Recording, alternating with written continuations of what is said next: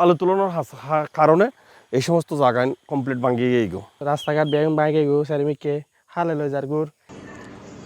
চট্টগ্রামের রাঙ্গুনিয়া উপজেলার দক্ষিণাঞ্চলত ভয়াবহ আকার ধারণ করছে শিলক ও বাঙ্গালহালিয়া খালর ভাঙন। প্রত্যেক দিনেই নদীগর্ভত বিলীন হয়ে যার বসত বিটা ফসলি জমি ও গুরুত্বপূর্ণ স্থাপনা।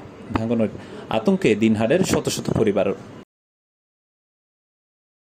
সরজমিনে দায়েরে দেখা গিয়ে পদুয়া ইউনিয়নের পূর্ব খুরুশিয়া, ফকিরটিলা, জয়নগর, খালসিরা, হরিহর, জমাদার টিলা সহ শিলক খালর বিভিন্ন স্থানত তীব্র ভাঙন চলের। একই ফরে সুখবিলাস বাঙ্গালহালিয়া হালত ভাঙ্গনের হবলত ফরি হুমকির মুকুট ফুজি গড়বাড়ি, ধর্মীয় প্রতিষ্ঠান ও রাস্তাঘাট। আমাদের শ্মশানটা প্রায় পানি চলে গেছে, শিলক নদীর অর্ধেক চলে গেছে। আগে বিভিন্ন বালু ডালু ওখান থেকে বালু উত্তোলন করছে এবং বিভিন্ন কারণে ওটার অর্ধেক আমাদের শ্মশান চলে গেছে। এখন বাকিটুকু আছে।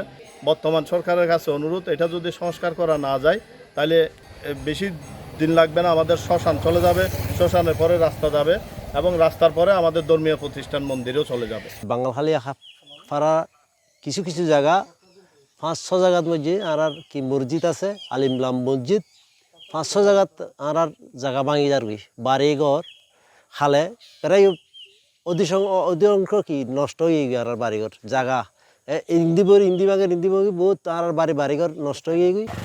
মানে আমি যে রাস্তায় দাঁড়িয়ে আছি, এটা অনেক 3-4টা এলাকা জুড়ে রাস্তাটা বলা যায় এটা 50,000 পরিবারের একটা রাস্তা।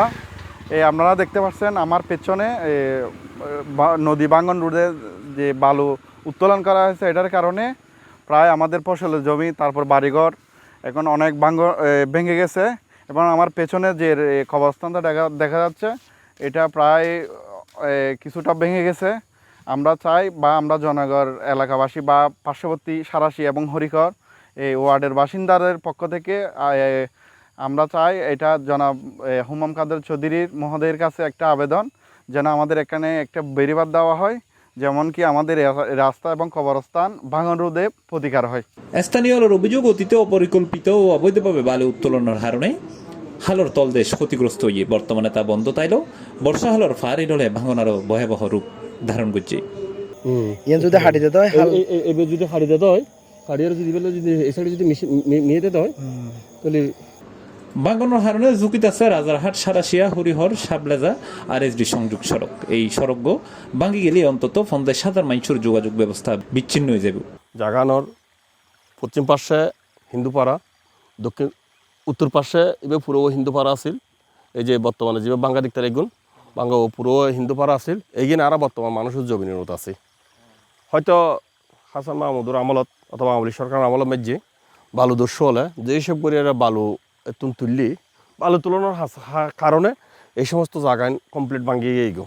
আর মনে যদি এমনি যে সামান্য গড়িয়ারে যদি খাল, বর্তমান সরকারে তো খাল কাটানোর কর্মসূচি হিসেবে এমনি জল্প করে সামান্য জায়গা খাল খনন গড়িয়ারে ইন্দুজ্ঞ যদি বেড়িবাঁধের মতো যদি দেয় হয়, মানুষ পুনরায় আবার বসবাস করতে পারিব। বসবাস করলে বিশেষ করে হিন্দু জনগোষ্ঠী মানুষ বসবাস করতে পারলে মানুষের উপকৃত হইব। এছাড়া বাঙ্গালহালিয়া হালর ভাঙনে পূর্বপাড়ার সড়কও হুমকির মুকুট। স্থানীয় হলে নিজেরা উদ্যোগে বল্লি ফুতি বালুর বস্তা ফেলাইয়েরা এবং বাঁশ দিয়ে সাঁকো তৈরি করে হনুমতে চলাচলের ব্যবস্থা করছি।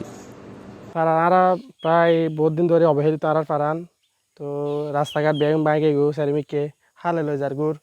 এটা মানে বেগিন ভাঙে আর কিছু নাই, আর রাস্তাঘাট নাই। তো আর কিছুদিন আগে একখান জায়গা ভাঙে যে মানে আর চলাফেরা করতাম মেন আসিল, তো এনারা বদলি টদলি দিয়ে নেয় নিজেরা, হতে প্রায় 50,000 টাকা খরচ করছি আর নিজেরা।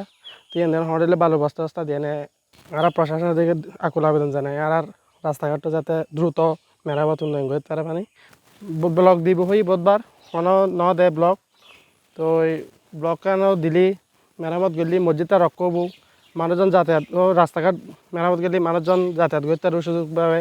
এনডি বাংলাদেশ পানি উন্নয়ন বোর্ড হওয়ার যেসব এলাকার দ্রুতগড়ি ভাঙন দেখা দিয়ে এই দ্রুত পরিদর্শন করে প্রয়োজনীয় প্রতিরোধমূলক ব্যবস্থা লওয়া হইব। যে আমরা সাইট পরিদর্শন করে যেখানে যেখানে দরকার আমরা এখানে কাজের ব্যবস্থা নিব। প্রতি বর্ষাত ভাঙনের ফোয়ারে লড়াই করি জীবনহারের দক্ষিণ রাঙ্গুনিয়ার মাইনসুর। এবার আর কোনো আশ্বাস নয়, দ্রুত স্থায়ী প্রতিরক্ষা ব্যবস্থা বাস্তবায়নের দাবি জানাই তারা। C+ TV, Chittagong.